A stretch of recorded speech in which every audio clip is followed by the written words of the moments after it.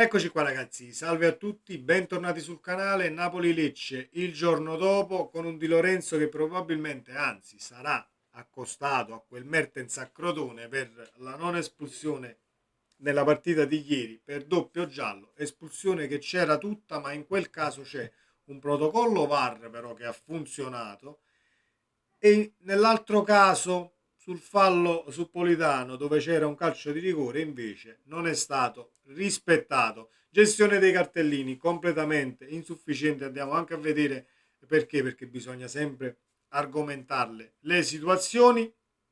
Un pensierino sulla stampa partenopea e non, che non vede un Napoli che domina le partite, un Napoli che non piace, un Napoli che comunque ha avuto un calendario molto facile, eccetera, eccetera, eccetera. Andiamo un attimo ad esaminare anche quella di situazione. Concluderemo il video con le pagelle partendo da Antonio Conte e con tutti i calciatori impegnati nel match di ieri. Fatemi sapere la vostra qui sotto nei commenti, mi raccomando iscrivetevi al canale se passate per la prima volta sotto questo contenuto attivando la campanellina delle notifiche, così si resta aggiornati ogni qualvolta esce un nuovo video. E partiamo con la moviola di ieri. 1-0 annullato, regolamento rispettato per quanto riguarda il gol di Di Lorenzo, fuori gioco, era oltre la linea. Abbiamo letto ovviamente la regola, è oltre di poco, di molto, interessa, diciamo, interessa relativamente perché sei oltre e quindi è da annullare e va benissimo così.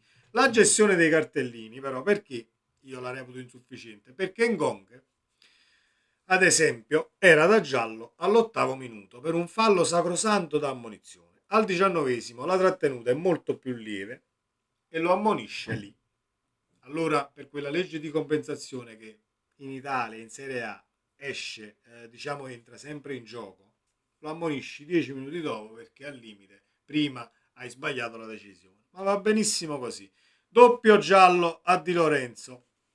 Ci sono tutti e due i cartellini, anzi uno quello che è stato dato e l'altro che non è stato dato. Però c'è una situazione inattaccabile per quanto riguarda fenomeni e tifosi che possono venire o sotto questo video o che troverete comunque tra i commenti in giro, quindi vi do un'informazione più che certa per poterci poi un attimo, tra virgolette, difendere da situazioni che vengono elencate in maniera diciamo poco precisa. Perché? Allora, il VAR è un ufficiale di gara con accesso indipendente ai filmati della gara che può assistere l'arbitro soltanto in caso di chiaro ed evidente errore o grave episodio non visto in relazione a due punti: rete segnata non segnata, calcio di rigore non calcio di rigore, Politano quindi ieri protocollo non rispettato, espulsione diretta non seconda ammonizione.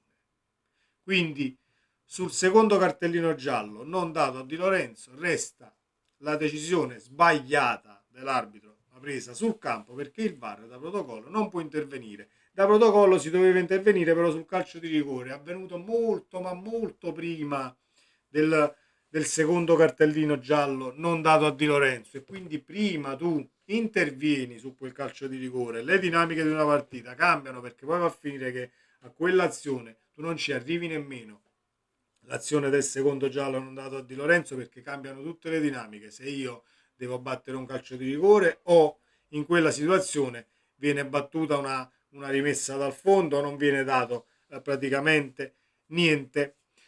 Gestione insufficiente per quanto riguarda il dare un calcio di punizione, una rimessa laterale. 87esimo. Pestone su Buongiorno, punizione girata al contrario, punizione al limite in favore del Lecce, situazione pericolosissima. Il Napoli doveva assolutamente, diciamo, difendersi da questa situazione pericolosa, ma per una decisione sbagliata dell'arbitro. L'altra ammonizione è ad Olivera per una rimessa laterale che era del Napoli. Olivera comunque vuole il pallone, si prende il pallone, se lo prende dalle mani il calciatore del Lecce perché la rimessa viene data a Lecce. Olivera si sbraccia, viene ammonito per proteste e per un comportamento diciamo che l'arbitro ha reputato poco consono, ma prima c'era una rimessa laterale che era del Napoli e la rimessa laterale era nella metà campo avversaria del Lecce. Siamo oltre il 90esimo. Io ho recuperato un pallone e posso battere una rimessa laterale nella metà campo avversaria. Sto vincendo la partita 1-0. È normale che mi stai rompendo un tantino le scatole. Per dinamiche, queste sono situazioni che possono indirizzare le partite. Perché se al limite io ieri la stessa situazione la stavo vivendo sullo 0-0, una carambola in area, io ci perdevo la partita, io ci avevo rimesso un punto in quel caso, oppure ci rimettevo 2 punti se il Lecce poi pareggiava la partita per decisioni che erano molto chiare in favore del Napoli o in favore di una squadra, ma l'hai girata, ecco, in favore dell'altra squadra. Quindi completamente insufficiente la gestione della sestina arbitrale tra VAR, assistenti, l'arbitro in campo, puro quarto uomo ci voglio mettere, eccetera, eccetera. Quindi siamo alle solite in Serie A. Non torno sul calcio di rigore non dato al Napoli per farlo di Politano, per farlo su Politano, scusate, perché è calcio di rigore oggi, è calcio di rigore domani e sarà calcio di rigore per sempre. Il VAR doveva intervenire, come abbiamo letto, da protocollo e non l'ha fatto. Incompetenza o malafede? E da inizio anno sono passate solo 9 partite e ne sono successi tutti i colori. Per me un tantino di malafede ci sta. E sono molto sincero e non mi nascondo nemmeno dietro a un dito. Detto questo, la stampa partenopea in parte e diciamo italiana in generale legge ancora un Napoli che il Napoli non domina l'avversario, un Napoli che soffre comunque a sprazzi la partita, è un Napoli che è lì su per un calendario più facile rispetto alle altre. Io la partita di ieri diciamo che l'ho rivista e sono andato anche a rivedermi ieri sera perché c'era la partita dell'Atalanta, ma visto che dopo 35 minuti l'Atalanta vinceva già 5-0, ho detto adesso sai che faccio? Mi vado a rivedere un attimo i posizionamenti in campo e le dinamiche nella partita del Lecce contro la Fiorentina rispetto a quella che poi ha giocato contro il Napoli. Due partite completamente diverse, un Lecce che ha coperto male gli spazi senza sminuire assolutamente la prestazione della Fiorentina, però ieri era un Lecce sicuramente più organizzato, era un Lecce che è arrivato a Napoli cercando di portare un punto a casa o non diciamo subendo la stessa goleata e l'umiliazione, perché di umiliazione si può parlare, contro la Fiorentina, e quindi è un Napoli che ha gestito comunque il pallone per tutta la prima frazione di gioco, rischiando ben poco. C'è un intervento di Meret da ovviamente sottolineare, ma è solo quello. Poi i guanti di Meret possono considerarsi anche immacolati, tra virgolette. Quindi non vedo questo Napoli che soffre, non vedo questo Napoli che non riesce a dominare l'avversario, perché ieri comunque hai fatto possesso palla, hai trovato una squadra arroccata lì dietro per diciamo frangenti abbastanza ampi della partita, e quindi ritorniamo un attimo indietro nel tempo e pensiamo al calcio spettacolo che fu. Quante partite abbiamo visto con allenatori da calcio spettacolo e quegli allenatori da 30 tiri in porto, 40 occasioni, 5-0, 4-0, 3-3, eccetera, eccetera.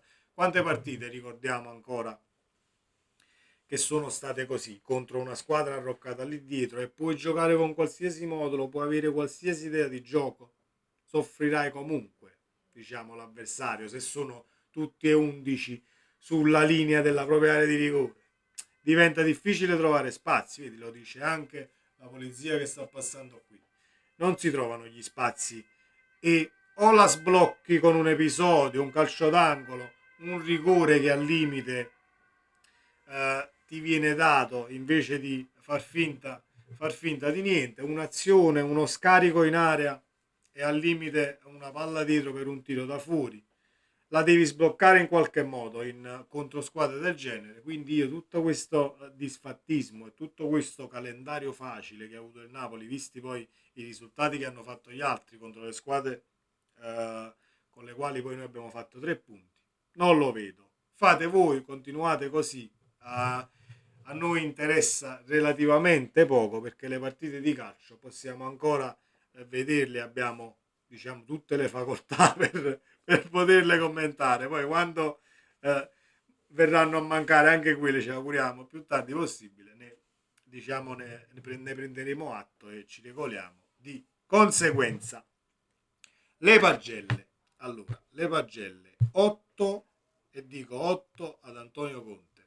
E voi mi direte, oh, ma una partita 1-0, e noi ci aspettavamo qualcosa di diverso, eccetera, eccetera. Allora, io do un 8 ad Antonio Conte perché per l'ennesima situazione letta come si deve per quanto riguarda l'andare a volerla vincere la partita piuttosto che come si è fatto anche in passato, mi tengo il pareggio, mi tengo il punto, non riusciamo a segnare, cerchiamo di portare a casa un punto invece di perdere la partita. E invece ieri, prendo ciò che devo prendere, la situazione che a me è piaciuta e che mi fa dare un 8 al mister Antonio Conte, al di là della formazione schierata, hai fatto turnover in attacco, diciamo che hai dato spazio a chi non l'aveva avuto finora e ci sta tutto, però c'è un cambio. Gilmour Raspadori, entra Raspadori e McTominay se ne va in mediana affiancando Anghissà. Quello è l'input che tu dai alla squadra, quello è l'input che dai, è l'inerzia, o meglio la sterzata che cerchi di dare alla partita portandola a casa. Poi l'hai portata a casa per il gol di Lorenzo che poi diciamo inserendo un calciatore più offensivo e togliendo il regista va da sé che potresti comunque cercare di buttarla dentro e proverai a buttarla dentro. Ci è riuscito, siamo tutti contenti, poteva anche restare 0-0 la partita, però Conte ha fatto tutto quello che doveva fare per portare il risultato a casa. Date alla mano, come dice lui, 1-0 e aria fritta e ho vinto la partita. Quindi 8 ad Antonio Conte, 6,5 ad Alex Meret, pronto perché la difficoltà dei portieri quando vengono chiamati in causa molto poco è quella di restare sul pezzo, quindi è rimasto sul pezzo. Sì, ci possiamo attaccare alla situazione con i piedi negli ultimi minuti, siamo d'accordo, ma lo conosciamo con i piedi. Non mi vado ad attaccare su situazioni che sono molto chiare, ma non da ieri e né tantomeno dall'anno scorso.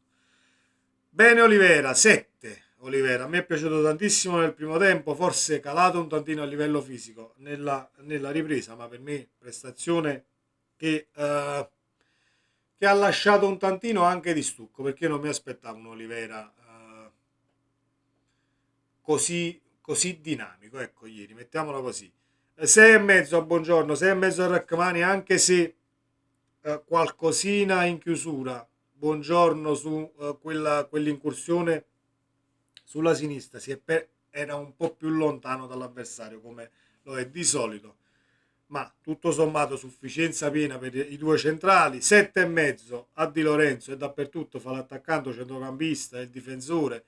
Dategli i guanti, va da pure una mano a Meret. Da quando voleva andare via da Napoli, ho dichiarazioni ovviamente che abbiamo letto e commentato nel passato, è tornato quel cyborg che era nell'anno dello scudetto.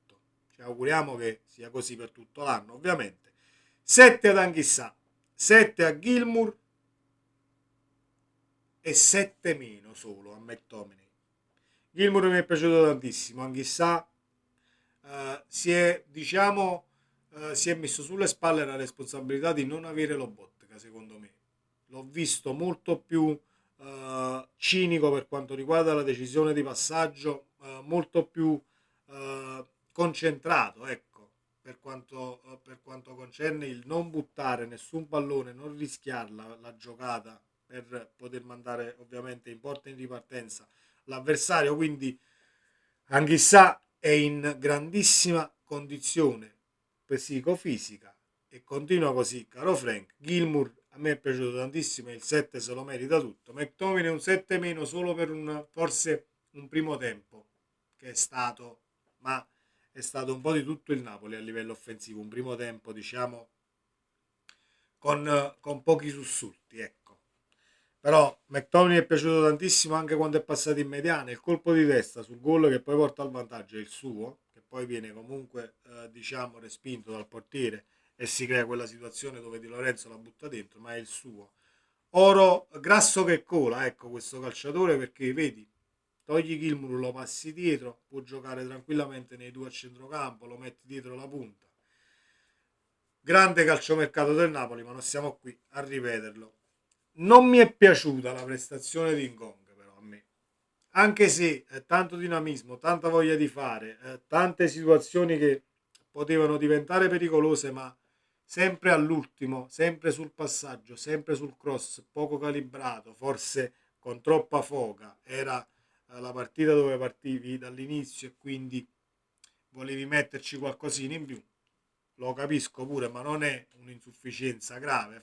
Un 6 meno, dai, così non gliela diamo nemmeno tanto grave. L'insufficienza. Neres, gli hanno dato tutti un voto, ma per me io l'ho visto molto, ma molto poco, così come ho visto molto, ma molto poco a livello offensivo il Napoli a sinistra. Ed è una situazione che va secondo me analizzata e ci ritorneremo perché mi aspettavo qualcosa di diverso cambiando la pedina, ovvero Quara e Neres.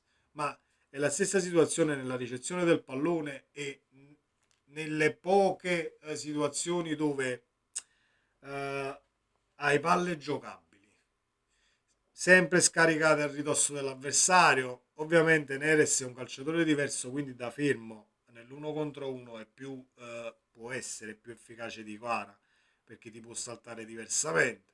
Però a sinistra va rivista qualcosina proprio a livello di situazione offensiva, al di là che giochi Kvaratskhelia o David Neres. Lukaku, li abbiamo fatti tutti, sì, Lukaku. E Lukaku è 5. Lukaku è un 5 in pagella, si è ripreso nel secondo tempo, nel primo tempo completamente inesistente. Noi ci aspettiamo quantomeno che lo stop, il passaggio fatto bene, la concentrazione, ti sei mangiato un gol comunque nell'area piccola è una situazione che non va bene, quindi il 5 se lo becca, ma con questo non sto dicendo che Lukaku via da Napoli, assolutamente no, non sono, non sono uno di quelli. 6 e mezzo a Politano perché è entrato con il giusto piglio come sempre, anche qua è entrato con il giusto piglio e forse un po' di riposo gli ha fatto bene. Raspadori non si becca la sufficienza, anche se mentalmente comunque è entrato bene in partita a livello dinamico, eccetera, però quel pallone va buttato quantomeno dentro o si inquadra allo specchio della porta, perché poi fai una cosa tecnicamente impeccabile. Al limite 5 minuti prima ti si presenta un pallone, un metro e mezzo fuori l'area piccola e lo spari fuori dallo stadio. Non va bene. Non va bene, quindi un 6 meno, dai a Raspadori, non vogliamo, non andiamo sul 5 e mezzo, 6 e mezzo a Raspadori, Foloruscio ovviamente, non giudicabile a livello di voti. Questo era il giorno dopo a Napoli-Lecce, mi auguro di essere stato quanto più chiaro possibile, mi auguro che questo video vi piaccia, fatemi sapere la vostra qui sotto nei commenti, sempre Forza Napoli e occhio alla partita delle 18.